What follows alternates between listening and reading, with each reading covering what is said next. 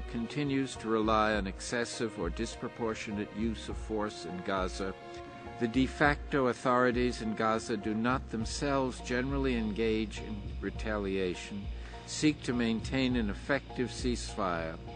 The occupier continues and even intensifies its heinous crimes against the oppressed and defenseless Palestinian people. The occupying power continuously refuses all forms of cooperation with them. The perpetuation of a blockade around Gaza, which is being strengthened despite the fact of this being a veritable genocide. Settlements are illegal under international law.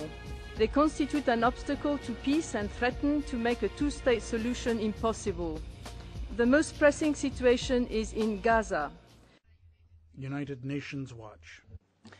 Mr. Falk, your report states that Israel has refused to cooperate with your mandate and urges this Council to pay attention to how this harms the United Nations.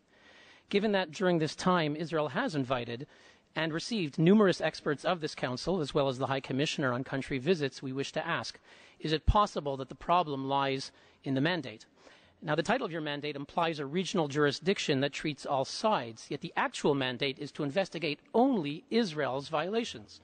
Indeed, speaking here on 16 June 2008, you admitted that your mandate was open to challenges over its, quote, bias and one-sidedness. You added, quote, such complaints have considerable merit.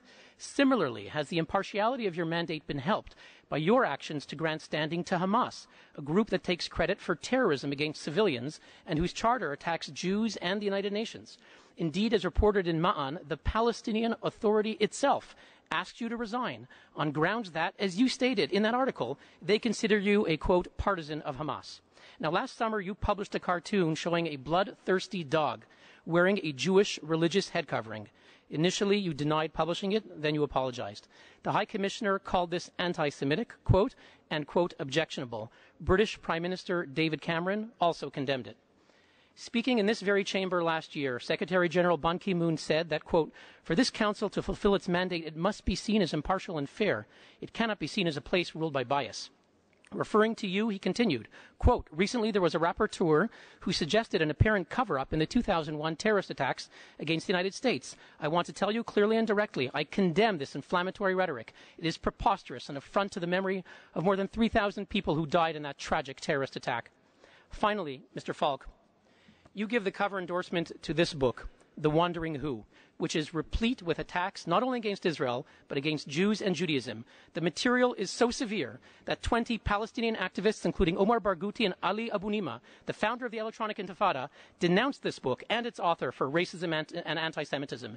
Do these actions contribute to the objectivity and impartiality of your mandate in the United Nations? Thank you, Madam President.